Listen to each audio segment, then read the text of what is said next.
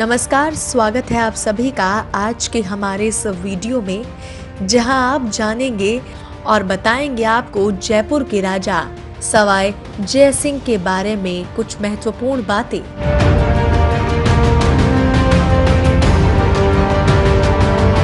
जय सिंह द्वितीय सवाई जय सिंह या द्वितीय जय सिंह 18वीं सदी में भारत में राजस्थान प्रांत के नगर राज्य आमेर के खचावाहा वंश के सर्वाधिक प्रतापी शासक थे। आमेर से दक्षिण 6 मील दूर एक बेहद सुंदर, सुव्यवस्थित, सुविधापूर्ण और शिल्प शास्त्र के सिद्धांतों के आधार पर आकल्पित नया शहर सुवाई जयनगर जयपुर बसाने वाले नगर नियोजक के बतौर उनकी ख्याति भारतीय इतिहास में अमर है।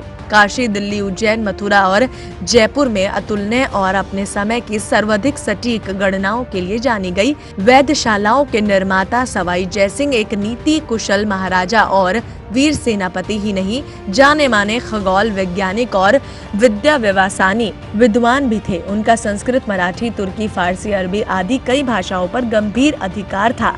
भारतीय ग्रंथों के अलावा गणित, रेखागणित, खगोल और ज्योतिष में उन्हें अनेकानेक विदेशी ग्रंथों में वर्णित वैज्ञानिक पद्धतियों का विधि पूर्वक अध्ययन किया था और स्वयं परीक्षण के बाद कुछ को अपनाया भी। देश विदेश में उन्होंने बड़े बड़े विद्वानों और खगोल शास्त्र के विशेषज्ञों को जयपुर बुलवाया, सम्मानित किया और ये सम्मान देकर बसाया। जय सिंह की गणित, वास्तुकला और खगोल विज्ञान में बहुत रुचि थी। उन्होंने अपनी राजधानी जयपुर सहित भारत के कई स्थानों पर जंतर मंतर वेधशालाओं का निर्माण किया। उनके पास यूक्लिड के एलिमेंट्स ऑफ जियोमेट्री का संस्कृत में अनुवाद था।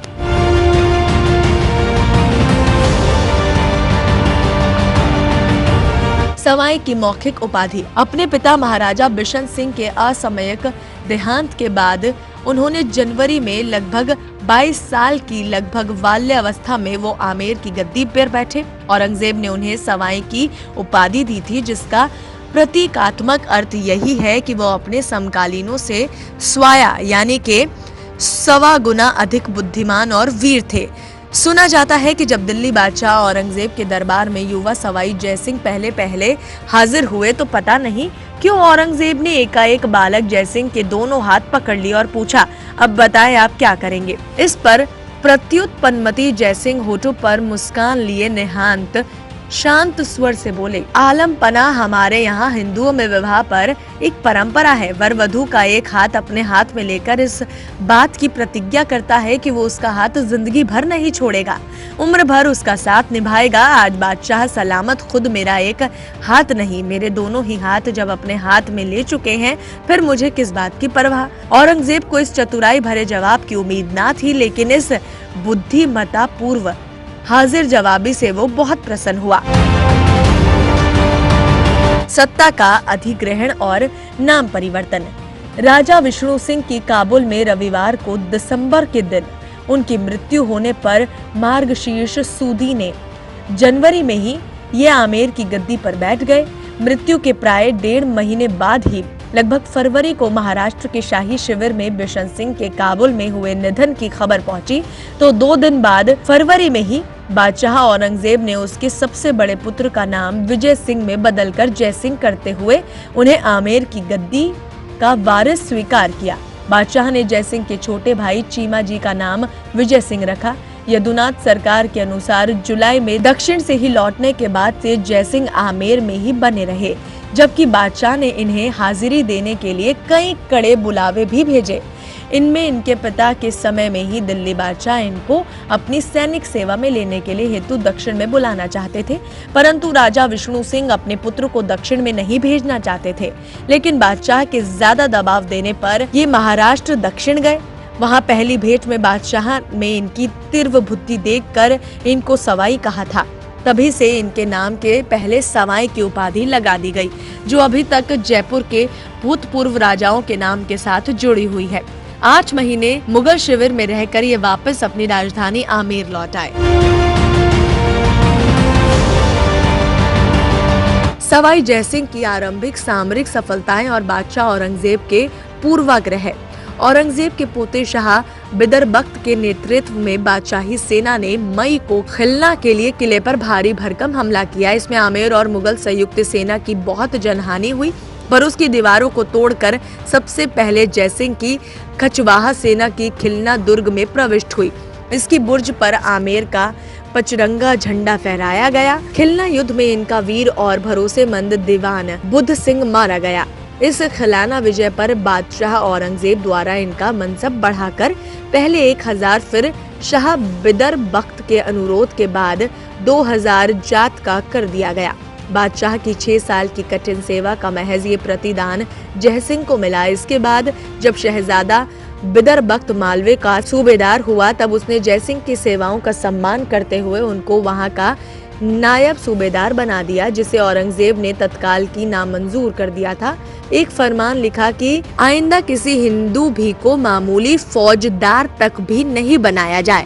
विडंबना हैरत अंगेज है कि जिस औरंगजेब ने कभी इन्हें सवाई कहकर सम्मान दिया था, वो बाद में वस्तुतः इनसे इस कदर नाराज हुए और पूर्वाग्रस्त था कि उसने ये अपमानजनक आज्ञा जारी की। जयसिंह को मसनद पर आसन न देकर नीचे जमीन पर बिछी सूजनी पर बैठने को कहा जाए। इसी बीच 2 बादशाही फौजदारों ने स्थानीय मदद लेकर ठाकुर कुशल सिंह राजावत से सवाई माधोपुर में आज स्थिति झिलाई ठिकाने की जागीर छीनकर नवंबर को आमेर राज्य जयसिंह को सौंप दिया। दूसरे साल शाह बिदरबख्त ने अपनी तरफ से इनके पक्ष में फिर से कोशिश करके जयसिंह को मालवा का भी नायाब सूबेदार बनवा दिया, पर जब तक औरंगजेब जीवित रहा, मुगल खेमे में इनका प्रभाव मध्यम सा ही रहा।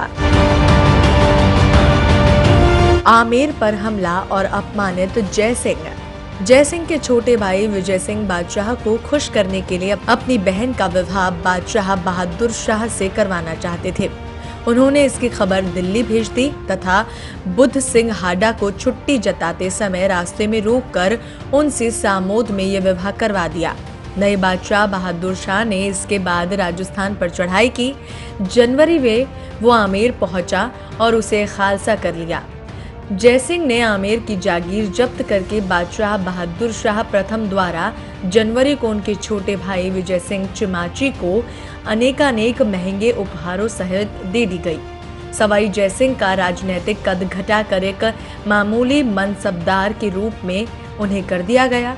बादशाह इसके बाद अजमेर होकर दक्षिण के लिए अपने भाई काम बख्श से मुकाबला करने को बढ़ा। आमेर और जोधपुर के दोनों राजा मंडलेश्वर के इलाके तक उसके साथ ही गए। जब उन्हें ये आशा नहीं रही कि बादशाह उनके इलाके उन्हें वापस लौटाएगा, तो उन्होंने दुर्गादास राठौड़ की राय से जब बादशाह नर्मदा नदी पार करने को रवाना हुआ, तो अप्रैल बैशाखी सुदी को बादशाही शिविर छोड़ दिया और वो राजपुताना की ओर वापस रवाना होकर मेवाड़ उदयपुर पहुंचा।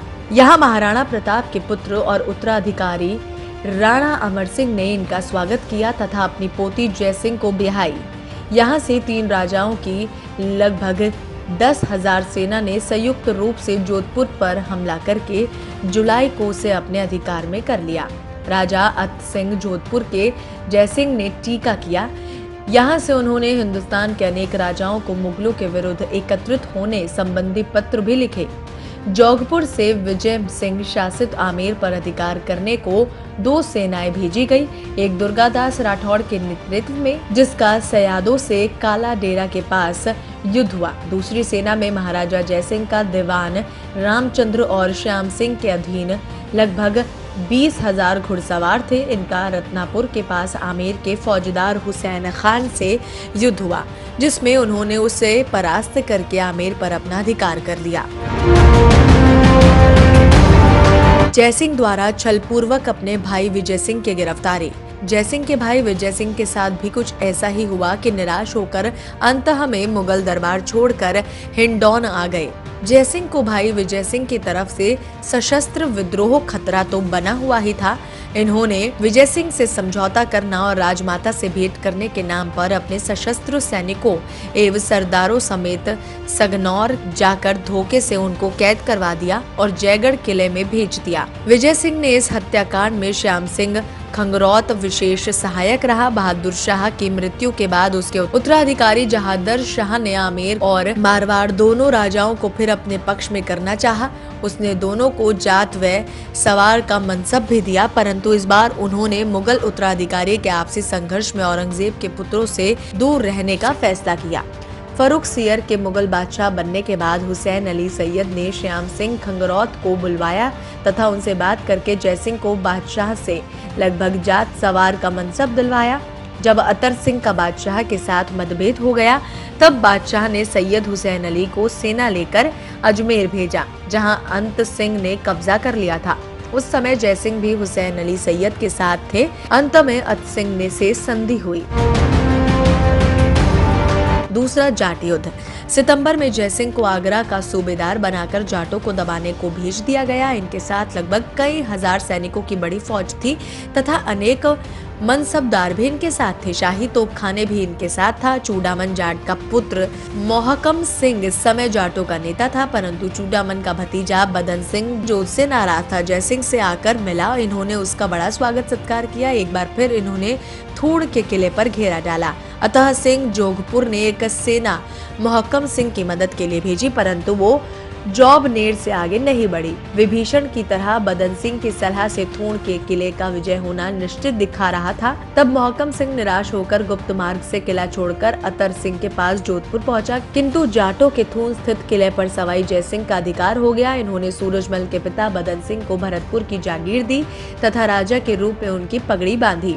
जून को ठाकुर बदन सिंह जाट ने जयपुर दरबार की सेवा करने व कई हजार रुपए बतौर सालाना पेशकश देना स्वीकार करके इस आशय की लिखावट पर दस्तखत किए। बदन सिंह जयपुर के दशहरा दरबार में हर साल आया करते थे। जयपुर में जहां जाट सेना सहित डीग के राजा का पड़ाव लगता था, वो स्थान अब भी बास बदनपुर कहलाता है। शासन व्यवस्था। दिन प्रतिदिन का शासन राजा की आज्ञा से अनेक दीवान चलाते थे। दीवानों और मंत्रियों की संख्या राजा की मर्जी के मुताबिक परिवर्तनशील थी। सेना संबंधी सारा काम बख्शी के अधिकार क्षेत्र में था। जब सवाई जयसिंह गद्दी पर बैठे, तब उनके 3 दीवान रामचंद्र, किशनदास और बिहारी दास थे। इन्होंने एक दीवान और बढ़ाकर 4 कर दिए थे। आपको बता दें 8 दीवान थे। कुल मिलाकर पहले आमेर दरबार के लेखा विभाग में जूनियर ऑडिटर का काम कर चुके महान वास्तुविद विद्याधर चक्रवर्ती इनके राजस्व मंत्री थे। निधन। इनके समकालीन राज दरबार के कवि श्री कृष्ण भट्ट ने लिखा कि ये अंतिम दिनों में गोविंद देव के ध्यान में लीन रहने लगे थे। सवाई जयसिंह की मृत्यु जयपुर में हुई थी। अश्विन सदी में लगभग सितंबर से ये वृद्धावस्था और बीमार रहने लगे थे, जिसके बाद इनकी मृत्यु सितंबर में हो गई। उन्हें गैटौर में अग्नि दी गई। इनकी 27 रानियां थी, जिनमें से 3 इनकी चिता के साथ सती हुई। उन रानियों को छतरी जयपुर आमेर मार्ग पर जल महल से पहले है।